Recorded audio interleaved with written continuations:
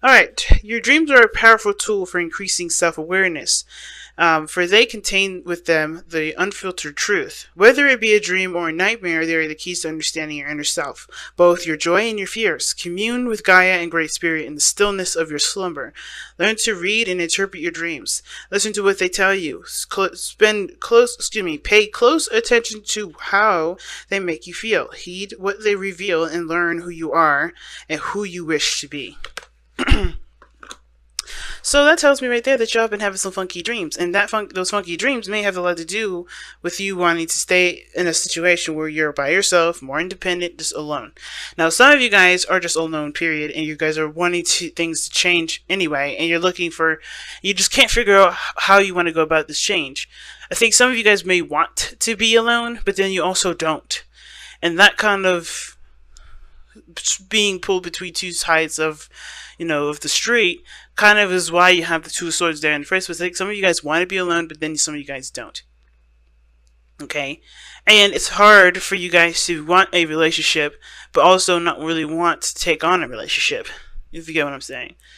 So, if we look at this diagonally already from Heed Your Dreams, we got the Two of Pentacles in your past, which would, like I said, would indicate distractions. But it also talks about balancing situations and trying to make it a really valuable decision. A decision that would reflect in not only commitments, but also taking up the work necessary to make this decision a reality. And that reality has a lot to do with what your dream is. And I think the thing is that considering that Heed Your Dreams is here and the Two of Coins is all about pushing those dreams back or pushing beyond your emotions, your focus has been only on what can I get in this physical present instead of using my power of dreams to manifest exactly what I want. Because I feel like one of these pentacles here is your dream, is your heart's desire, but because yes, it's not maybe in front of you, or perhaps this is about what you can do physically in the moment at the time, the dream aspect has been put aside. Therefore, the person that you want, the person that is your person, the King of Swords, is on the outskirts of the decision making.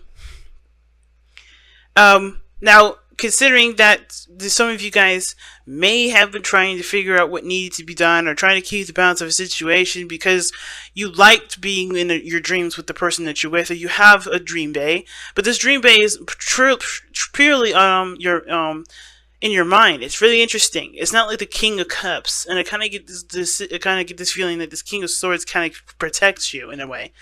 This person that's like a stand-in for the person that you want is really legitimately an imaginary friend, or an imaginary partner, because this person is your way of keeping your defenses up and keeping somebody outside of you.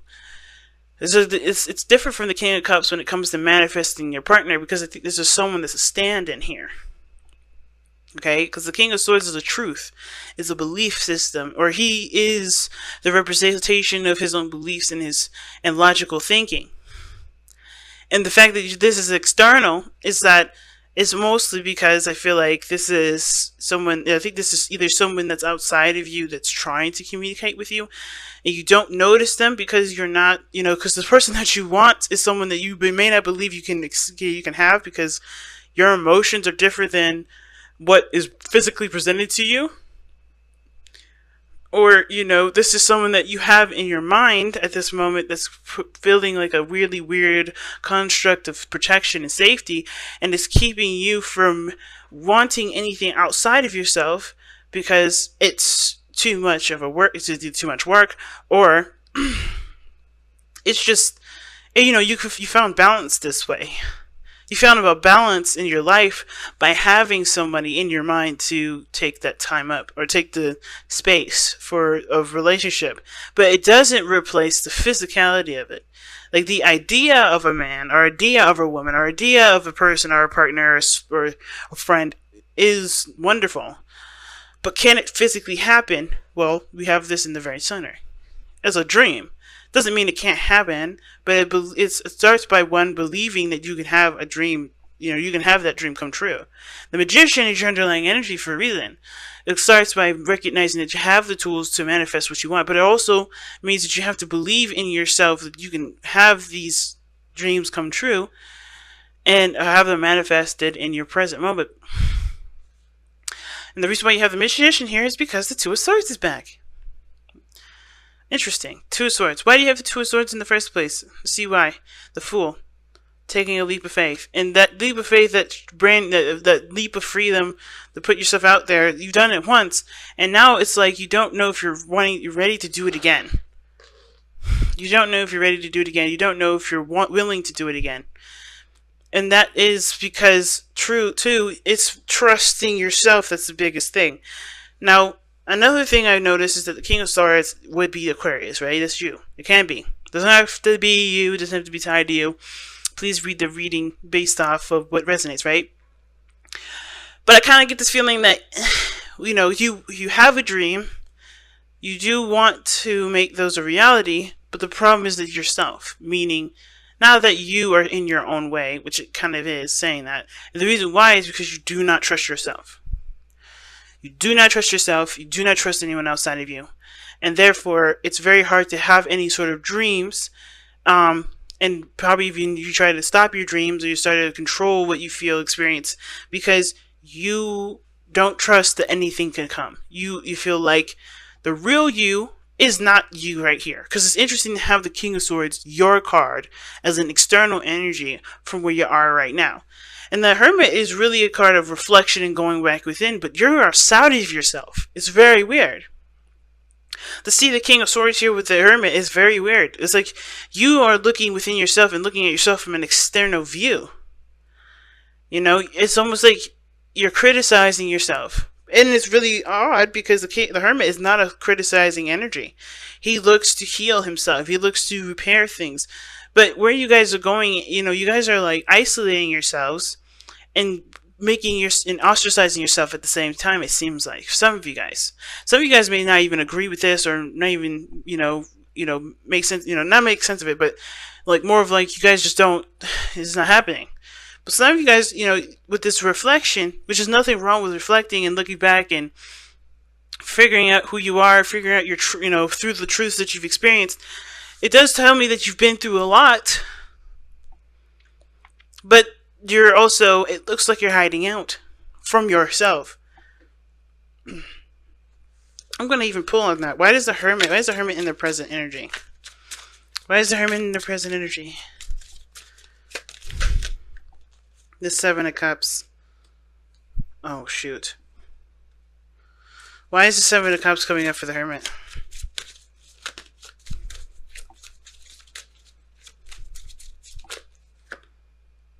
Oh, shoot. Okay. Well, the Knight of Pentacles is...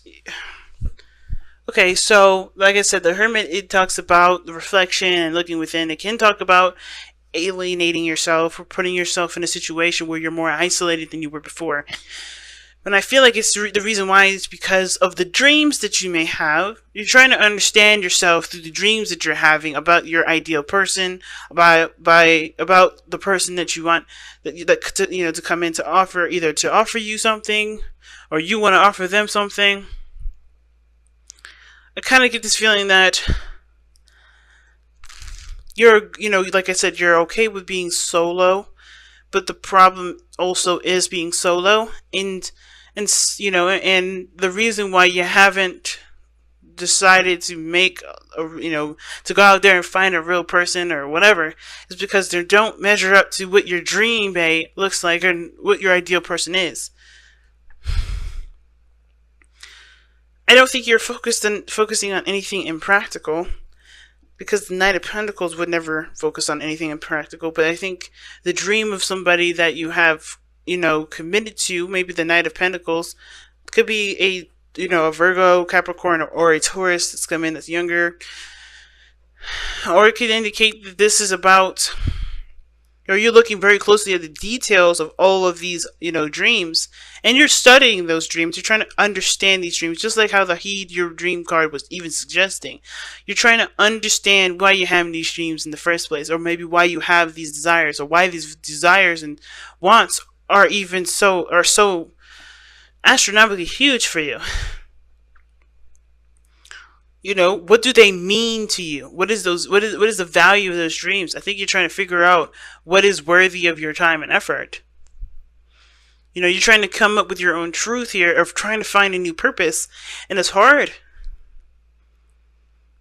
Because maybe what you guys wanted either couldn't be had, or it just wouldn't work out. And therefore, it's hard to find who you are, because that situation had collapsed within itself. Not having anything to do with you, or I don't think it's your fault. It's just that sort of situation regarding that person is the reason why you have a hard time finding purpose for yourself, if that's the case for some of you guys. Or this purely, you're having a problem finding purpose for yourself, period, because you don't know in which direction you want to go into. Now, your future is suggesting the Two of Wands being in your, obviously in your future, right? So that can indicate, like I was saying before, making a decision about where you want to go, what you want to do, how do you want to pursue your goal? And I feel like right now you're kind of just stuck in what do you want to do and what can you do? What do you have patience for right now? Right? What do you, because you're the knower of all things. The King of Swords is someone that knows everything. Their intellect is superior. And it seems like it's harder and harder to find what you want, because you've already done half the stuff that you've been done, that's being presented to you. And it kind of just feels like you guys are just kind of having a hard time figuring out what you want to do. You're still stuck at a crossroads. And how do you want to pursue it? I think it's a good step anyway to, from the Hermit, Seven of Cups, and the Knight of Pentacles to finally go on the quest of figuring out how do you want to execute what you want to execute, versus trying to figure out what it is that you want to do, because at least you have something that you're trying to go for. But then you get stuck at, what do you want to do and how do you want to do it? But what is it? That's the biggest thing. Before we get to this, you got to figure out what is it.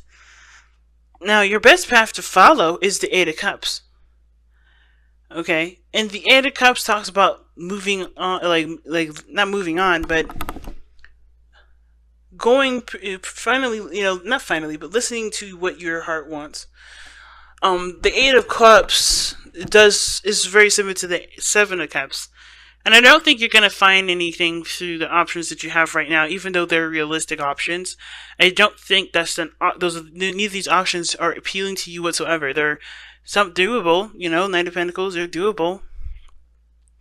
And I feel like these dreams and, stuff, they're kind of good at keeping you where you are and procrastinating from making a real decision, which would be none of these decisions, but truly just going on faith and going on what you truly want to pursue. Or finding out within yourself, or finding out outside of these options what it is that you want. What it is that will make you happy. Finding your ninth cup. Finding your cup. Your specifically designed cup. Instead of finding a cup that's predetermined or pre-existing. Okay? Because you get emotionally drained here. This is talking about being emotionally drained, no longer being able to give of yourself to a situation. We're no longer giving the time and energy to situations that no longer serve, or has never really served in the first place. The options don't present anything to you that is of interest to you, so you have to find your own way. You have to find your own passions. You have to find your own desires. And it starts by figuring out what it is that you want to feel. Because right now, you're the King of Swords, detaching from your circumstances. And you have been like that since the very beginning. The Two of Cups. Distracting yourself with work and responsibilities and not looking at how you feel. And it's because it was a defense mechanism from when you were hurt. And it's understandable, considering that whatever you've been through was very painful. The only way you become the King of Swords is by experience. And that experience can be wonderful, joyous, beautiful, but it also can be severely painful. And I think that's why it was not in your interest to figure out what you felt, because at that time, what you were feeling was what you wanted was the person of your dreams, which is this person that's outside of you, the person that's not in front of you. You know who you want, you know what you want, but it's like at the same time, it just seems like it's out of your power. And it doesn't mean that you can't have it, it just means that this person may come in a different form, or this person may be right there around you, but your focus is so much on the realistic or the real because you've dealt with something that wasn't, or you feel like you dealt with something that wasn't. And it's hard for you to figure out whether or not it was legitimate or not, because there was no real evidence of legitimacy at all, nor was there any evidence of there not being, legitimacy. It's so interesting how all this is intertwining together. But the biggest thing that you guys fear is letting it go. And letting it go would mean that you put yourself in a very vulnerable state, that you allow the outside of world around you to conduct the changes that you would prefer to do on your own. But I don't think that this is calling for you to necessarily make changes in your life that are super huge. I feel like mostly just saying just accept, just be open to changes that come into your life. Because they can be gifts. Yes, it may be big gifts and hard gifts to, adapt to, because they're, again, big changes in your life. But there's a lot of emphasis on what you can and cannot control, and what you're willing to, happen and not willing to happen, because you don't trust yourself to handle it. You don't trust yourself to have a wonderful experience, or have a experience that's different than the one that you're experiencing, even if it's not necessarily very exciting. Even if it's not taking you anywhere, you're not growing in any way. Because the Fountain card is all about being. It's all about, just literally not doing a thing. Just being yourself, being who you are. And I think the fear of, of letting yourself just be, letting yourself just enjoy, you're maybe this dream person. And I know I keep saying dream person with the King of Swords. He may not be, he's not the King of Cups. He can't be a dream person, but your ideal partner is definitely showing up in the external energy if this is not you.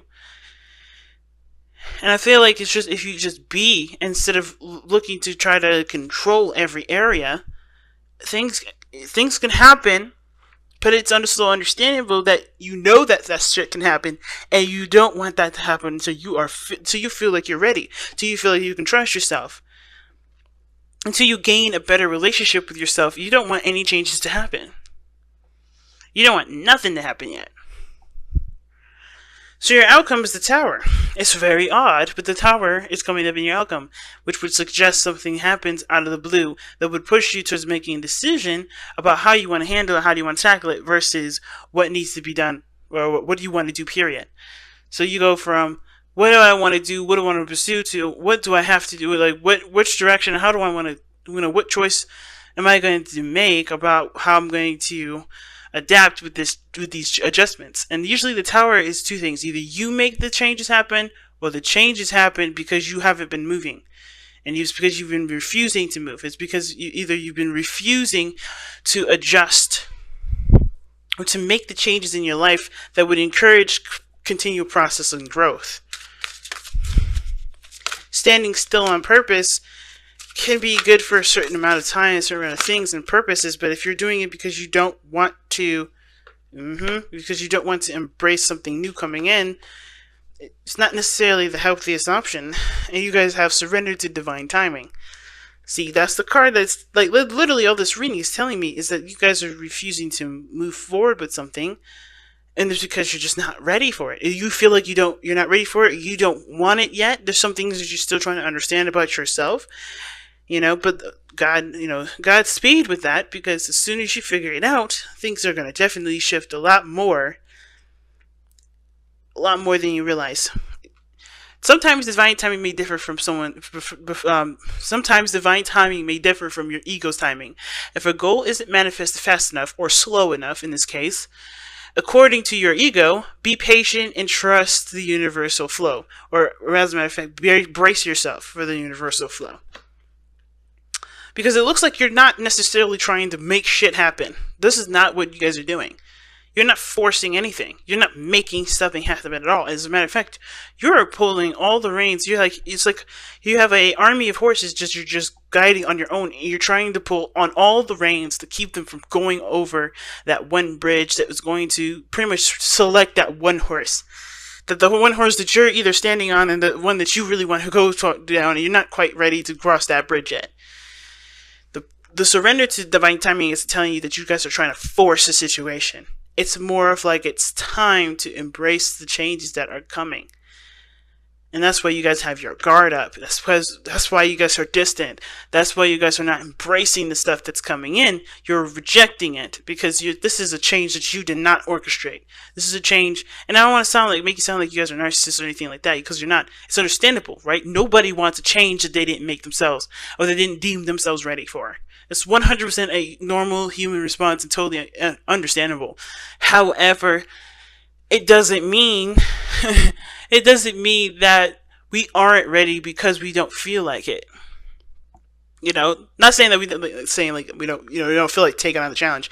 Not that no, I mean that it doesn't mean you're not ready because you don't feel like you're ready. And it doesn't mean that you can't overcome the struggles of the past, while you embrace something new or realize maybe the missing piece to what you're looking for is in the changes that are coming in, but you're trying to figure it out now before you have something else come in. And you can always do that on your own, but I feel like the missing key is change.